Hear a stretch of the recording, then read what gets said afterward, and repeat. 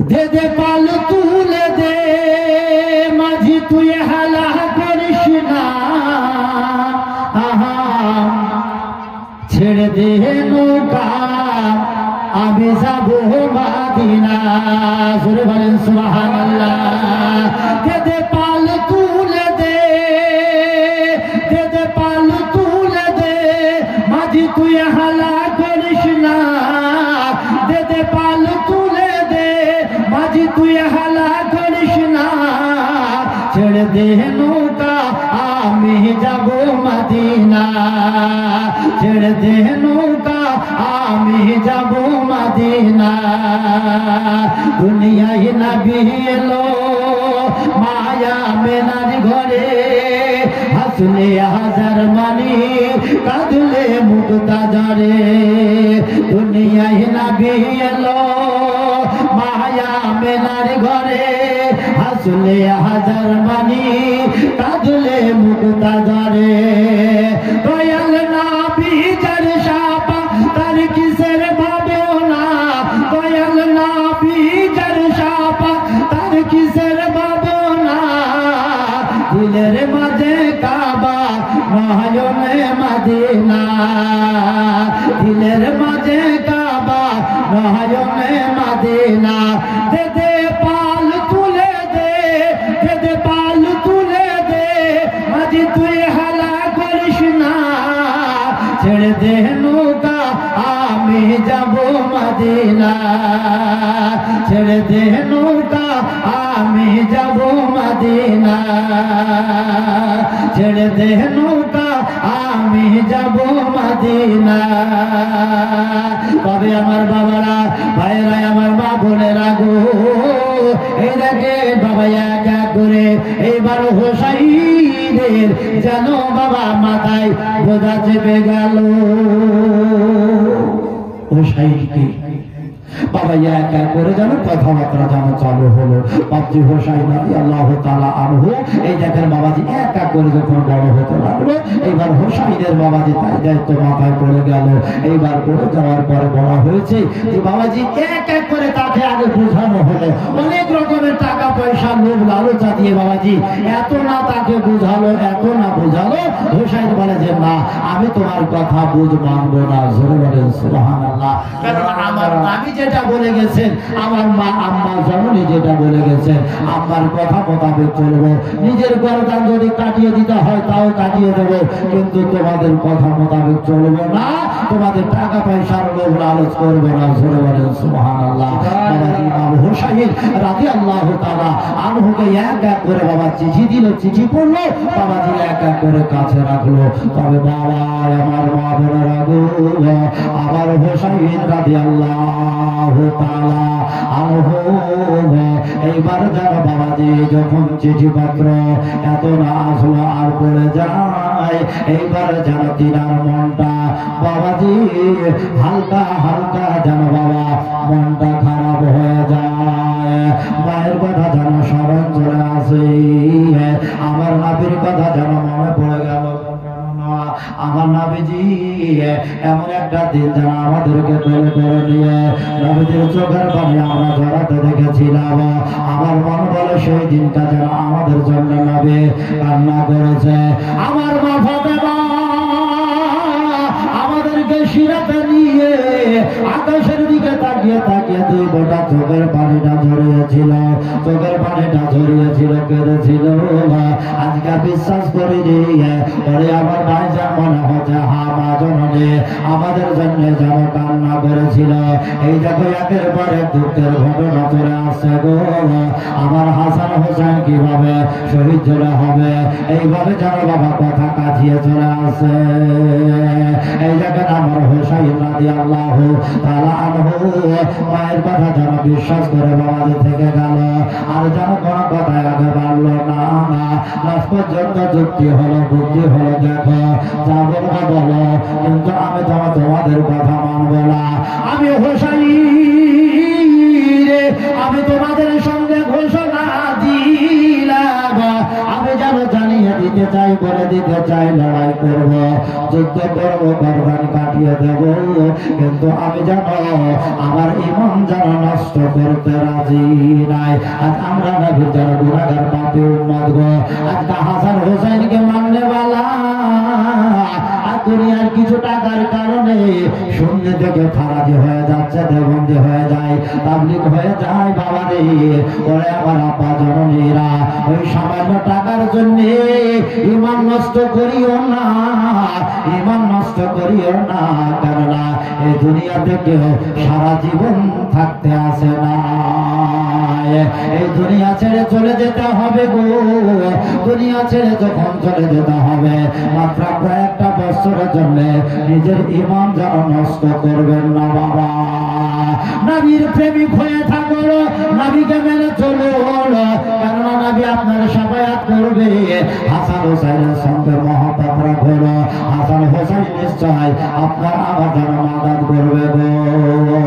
এই দেখেন বাবারা ভাইরা, আমার মা বোনেরা গো, আমার হোসাইন রাদিয়াল্লাহু তাআলা আনহু এই দেখেন একের পর এক যেন ডিক্লার জানিয়ে দিল।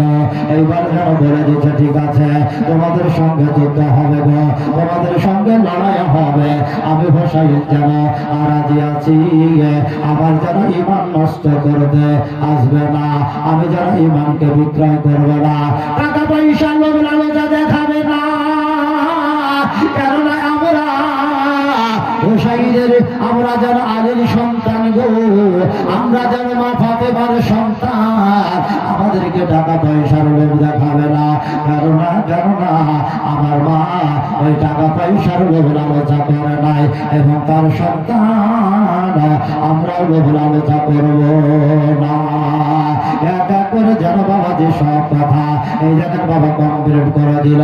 এইবার যেন বাবা কথা হলো, তবে একটা দিন হবে, একটা তারিখ হবে, আর যে সেদিনে তো কাজ হবে না বাবা, যে সেদিনে কোনো কাজ হয় না, যেদিন সেদিন যদি কাজ করে তাহলে ওই কাজে কথা হবে না। আল্লাহ নবী সাল্লাল্লাহু আলাইহি সাল্লাম বলে শোনো, যখন একটা ভালো কাজ করতে যাবে, সুন্দর কাজ করতে যাবে, তোমার নিয়ত হলো গো একটা ডেট যেন করে নাও। আজকে জালসা দিয়েছেন, যেদিন সেদিন জালসা হবে না, আলেমকে ফেলে পারে প্যান্ডেল পাবেন না, প্যান্ডেল ফেলে পারে আলেম পাবেন না, আর আলেম ফেলে পারে বাবা দি মায়ের জানাটা হবে না, আর তবে আপনার জালসায় পাবলিক আসবে না।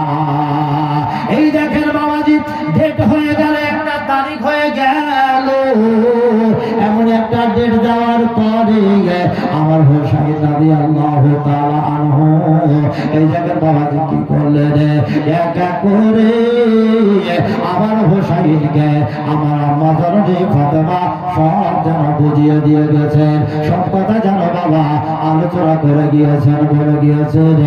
এক এক করে হোসাইন বলে আমি সব মায়ের কথা মনে রেখেছি, কিন্তু মা দুনিয়া থেকে চলে যাওয়ার আগে একটা কথা বলেছিলাম গো মা, আমার সৈন্যর সঙ্গে কেন তুমি বললে একটা ছোট্ট বাচ্চা সৈন্য তোমার সঙ্গে হবে।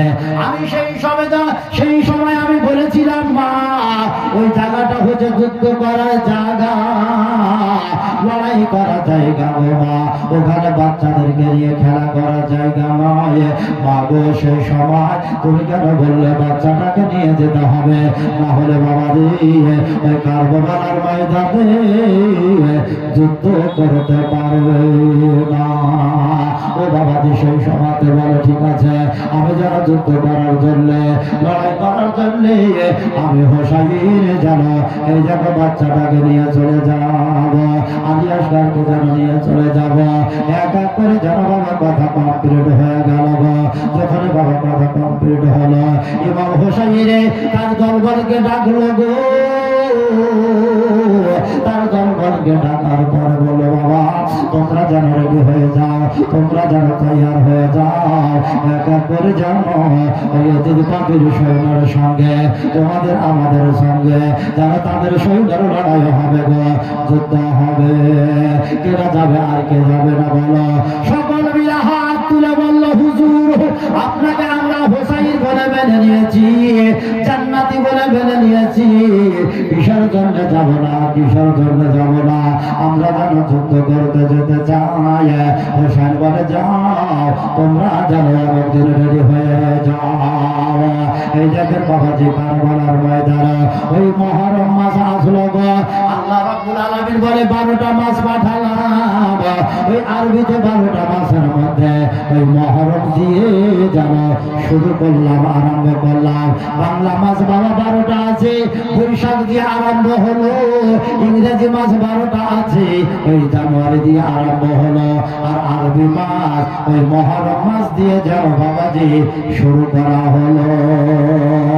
আমার নবী বলে দিয়েছেন গতি দিয়ে তোমার হোসেন যেন এমন একটা মাস হবে যেটা হচ্ছে মহরম মাস।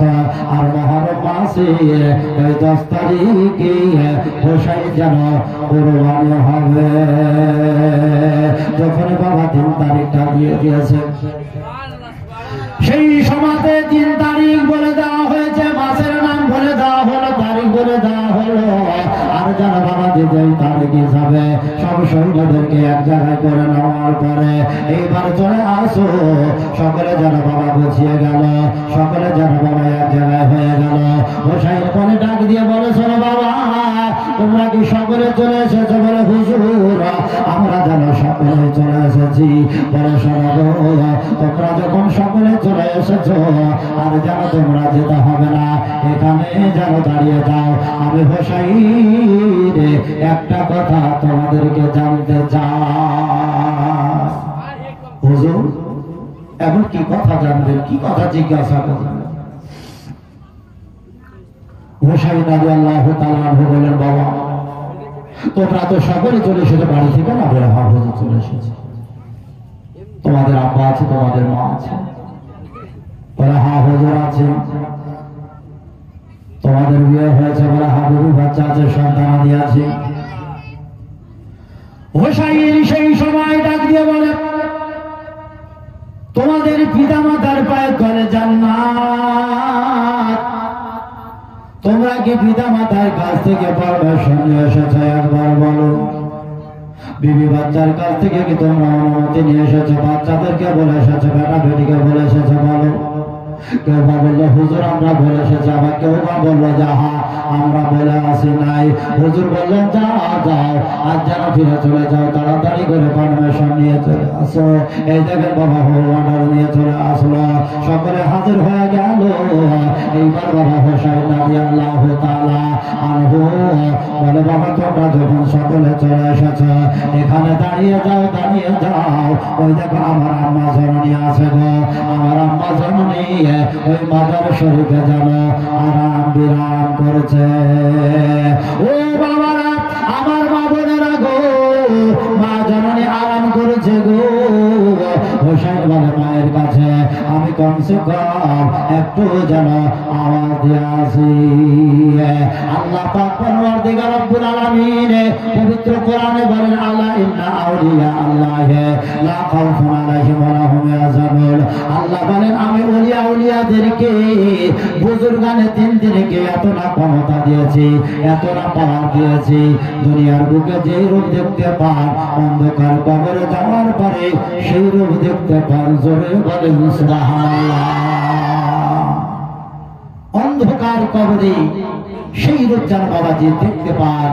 আজ ওলিদেরকে আল্লাহ যদি এতটা পাওয়ার দিয়ে থাকেন, আউলিয়াদেরকে যদি আল্লাহ এতটা ক্ষমতা দিয়ে রাখেন, আজ না যিনি হচ্ছেন সারা পৃথিবীর মহিলাদের জান্নাতের সরদানি আল্লাহ তিনাকে কতটুকু পাওয়ার দিয়েছেন জোরে বলেন সুবহানাল্লাহ।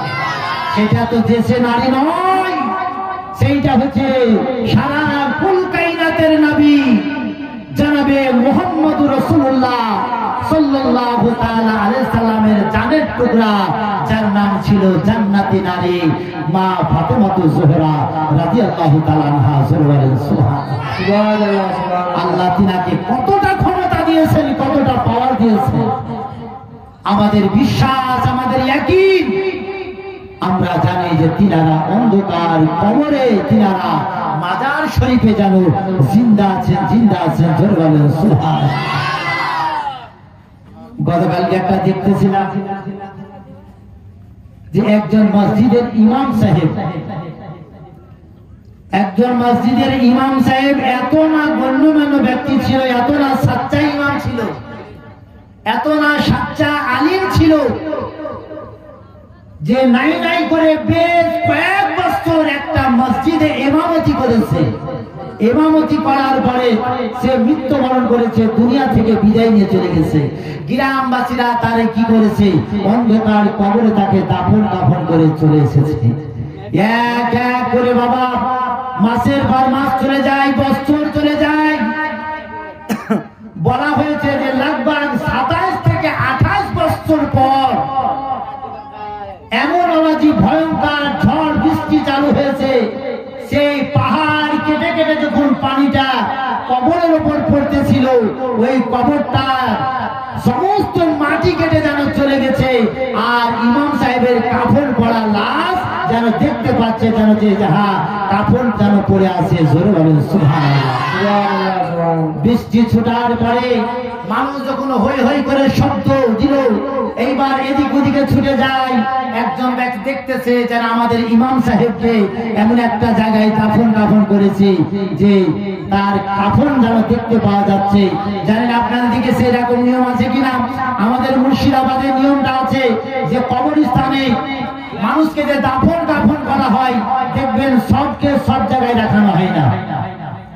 কেননা এমন একটা কবরে একটা সাইড করে রাখে যে যার আলেম ওলামা আছে, মুফতি মুহাদ্দিস আছে, হাজী সাহেবরা আছে, এক কথায় ইমানদার পরেজগার ব্যক্তিরা আছে, তাদেরকে এক সাইড দিয়ে যেন দাফন কাফন করে দেয়।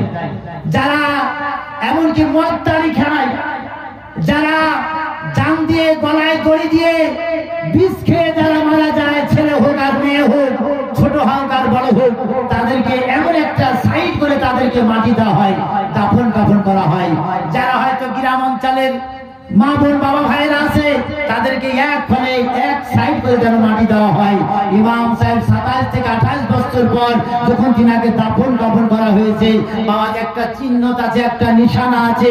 হ্যাঁ, এইবার দেখতে পেল যে হ্যাঁ কবরে যেন একটা যেন দাফন কাফন করা ব্যক্তির আমাদের ইমাম সাহেবের লাশ একবার মনে হচ্ছে যে সাদা কাপড় যেন পড়ে আছে। জোরে বলেন সুবহানাল্লাহ।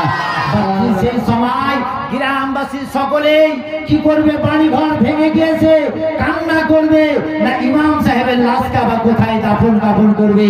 আবার গ্রামবাসী ছোট বড় সকলেই ছুটে আসার পরে আবার আলেম ওলামাদেরকে ফতোয়া মসলা জিজ্ঞাসা করার পরে আবার অন্য একটা জায়গাতে কবর খনন করার পরে ইমাম সাহেবকে বাবাদের কি করা হলো? তাকে আর গোসল করানো হলো না।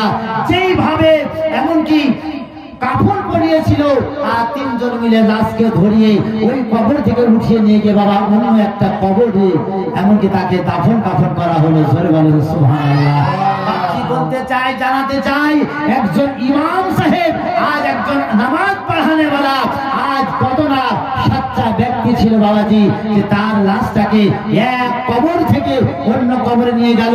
এই কারণে আল্লাহ কোরআনের মধ্যে বলেছেন, যাহা চ্যালেঞ্জ করে দিয়েছেন আল্লাহ রাব্বুল আলামিন, যে যালিকাল কিতাবুল লা রাইবা ফি, আমি এই 30 পারা কোরআনের মধ্যে চ্যালেঞ্জ করে দিলাম, ঘোষণা করে দিলাম, আমার এই 30 পারা কোরআনের মধ্যে ভুল তো দূরের কথা সামান্য পরিমাণ কেউ সন্দেহ বের করতে পারবে না। জোরে বলেন সুবহানাল্লাহ।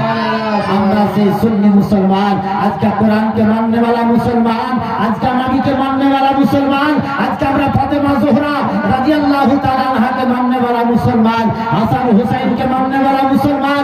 আমাদের বিশ্বাস, আমাদের ইয়াকিন আছে যে মা ফাতেমা জোহরা রাদিয়াল্লাহু তাআলা আনহা নিজের মাজার শরীফে ওই কবর মুবারকে যেন জিন্দা আছে। জোরে বলেন সুবহানাল্লাহ। ইমাম হাসান হুসাইন বাবাজি, এইবার হুসাইন বলে আর দেরি করলাম না,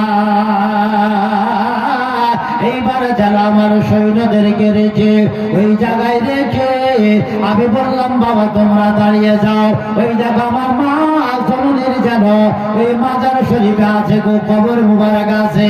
আমার মাকে আমি কবরে কমসে কম ওই সালামটা জানিয়ে আসি, খবরটা বলে আসি। কেননা সেই সময় মাকে বলেছিলাম, মা গো আমি নিশ্চয় যেই দিন এই দিদির সঙ্গে সঙ্গে লড়াই করতে যাব, কারবালার ময়দানে যাব গো মা। আমি তোমার সঙ্গে ওয়াদা করলাম, আমি তোমার সঙ্গে ওয়াদা করেছি, সেই সময় ওই যাওয়ার পূর্বে আমি তোমার সঙ্গে দেখা করে যাব। এইবার তিনার দলবলকে রেখে দিয়ে ইমাম হোসেন রাদিয়াল্লাহু তাআলা আনহু কি করলেন, এই দেখেন বাবাটি টুক টুক টুক টুক করে গেল নিজের মা জননী ফাতেমা জোহরা রাদিয়াল্লাহু তাআলা আনহা আর রওজার দিকে যেন ছুটে চলে গেল। এইবার রওজার কাছে যাওয়ার পরে ইমাম হোসেন রাদিয়াল্লাহু তাআলা আনহু বলেন, আর রওজার জালিতে হাতকে লাগিয়ে দিয়ে, হাতটাকে ছুঁয়ে দিয়ে আঙ্গুলগুলোকে ভরে দেওয়ার পরে মা জননীকে যেন সালাম করলাম। এইবার মা জননীকে সালাম করে বলে, মা গো, এই দেখো তোমার সঙ্গে করেছিলাম মা, আমি টাকা পয়সা দুনিয়ার বুকে লোভ লালসা করবো না, কারো কথাবার্তা শুনবো না, মা নবীর হাদিস মেনে চলবো, আল্লাহর কোরআন মেনে চলবো মা। আজকে সেই দিন, আজকে সেই তারিখ চলে এসেছে মা, তোমার সঙ্গে যে ওয়াদাটা ছিল ওয়াদা অনুযায়ী সৈন্যদেরকে দাঁড় করিয়ে এসেছি মা, তোমার কাছে পারমিশন নেওয়ার জন্য এসেছি মা, আমাকে এখান থেকে তুমি যেন বিদায় দিয়ে দাও। হোসেন রাদিয়াল্লাহু তাআলা আনহু এই দেখেন বাবাজি গুনগুন শব্দে যেন বাবাজি মায়ের জোড়া ধরে এইবার কাঁদতে লাগলেন আর বলতে লাগলেন, আর মায়ের রাজার জালি ধরে, আর মায়ের রাজার জালি ধরে মেরো ইমামকে দে বলে, আর বিদায় দাও মহাজননী, কারবালায় যাচ্ছি চলে, ও গো কারবালায় যাচ্ছি চলে, আর মায়ের রাজার জালি ধরে বড় ইমামকে দে বলে, আর বিদায় দাও মহাজননী,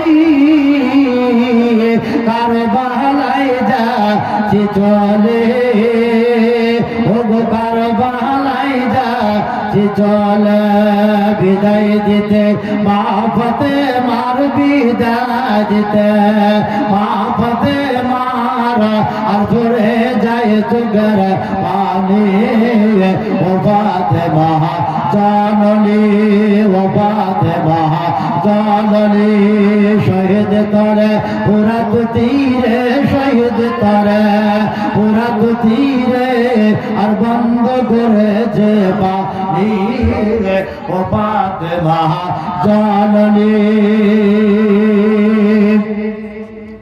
আর বিবি জয়নাব কে বলে ইমাম হোসেনের তরে, আর মুসিবতে সাদকা দিলে, ও গো আল্লাহ পাগরা হাম করে, ও গো আল্লাহ পাগরা হাম করে, আউলে মুহাম্মদ করেছেন ফরিয়াদ, আউলে মুহাম্মদ করেছেন ফরিয়াদ, আর কারবালায় হবে কুরবানি, ও ফাতেমা জননী, ও ফাতেমা জননী, শহীদ তলে ফুরাত তীরে, শহীদ তলে ফুরাত তীরে, আর বন্ধ করেছে পানি, ও ফাতেমা জননী। আর ইমাম হোসাইন আরজ করে বিবি জয়নাবের তরে, আর নয়ন ভরে দেখে নাও গো, কারবালায় যাচ্ছি চলে, ও গো কারবালায় যাচ্ছি চলে, সুবহানাল্লাহ। আর ইমাম হোসাইন আরজ করে বিবি জয়নাবের তরে, আর নয়ন ভরে দেখে নাও গো, আসবো কিনা আর ফিরে, আসবো কিনা আর ফিরে, দাও তাস তারা নবী মুস্তাফার দাও দস্তর নবী মুস্তাফার আরশের খোদার তালবার পানি ও ফাতেমা জাননী ও ফাতেমা জাননী তোমার হোসাইন বাঁচাতে দিলে আর কারবালায় হলো কুরবানি ও ফাতেমা জাননী আর তলোয়ার চলে খঞ্জর মারে খুনের দরিয়া বয়ে যায় আর মাসুমকে তীর লাগে আলিয়া সুগারের পালে যায় ও আলিয়া সুগারের পালে যায় তলোয়ার চলে খঞ্জর মারে খুনের দরিয়া বয়ে যায় আর মাসুমকে তীর লাগে আলিয়া সুগারের পালে যায় ও আলিয়া সুগারের পালে যায় পান করিতে হাউজে কাউসার পান করিতে হাউজে কাউসার আর জান্নাতে গেলেন তিনি ও ফাতেমা জাননী ও ফাতেমা জাননী শহীদ তরে পুরা তীরে শহীদ তরে পুরা তীরে বন্ধ করেছে পানি ও ফাতেমা জাননী আর আজ মোর মন জন চল রে ভাই সুবহানাল্লাহ সুবহানাল্লাহ ঘরে দুটি আঁখি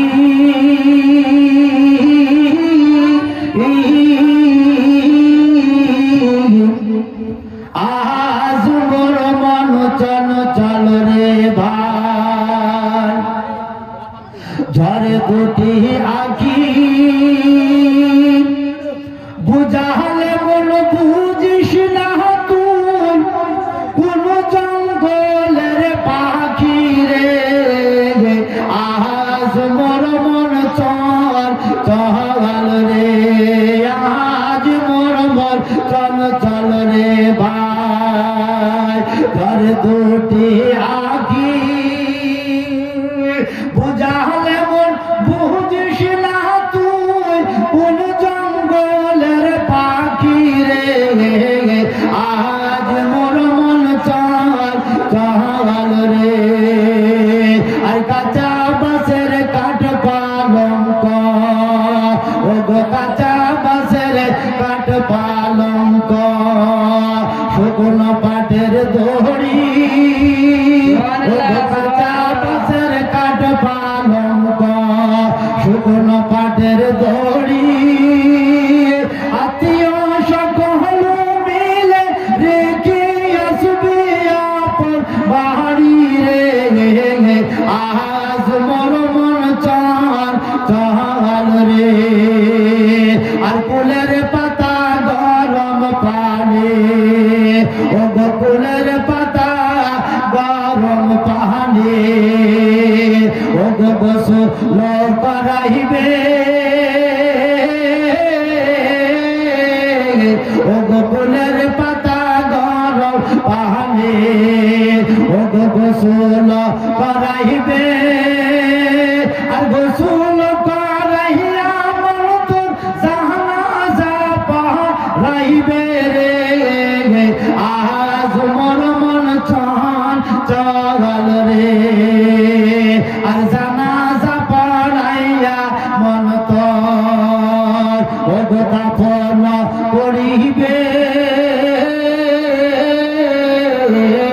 ও জানাজা পড়াইয়া মন তোর দাফন করিবে ও দাফন করিয়া মন তোর সকলে বাড়ি ফিরবে রে আজ মোর মন চল চল রে আজ মোর মন চল চল রে ভাই আজ মোর মন চল চল রে ভাই ঘর দুটি আগি বুঝালে বল বুঝিস না তুই কোন জঙ্গলের পাখি রে আজ মর মর চান চাগাল রে আজ মর মর চান চল রে ভাই ঘর দুটি আগি বুঝালে বল বুঝিস না তুই কোন জঙ্গলের পাখি রে আজ মর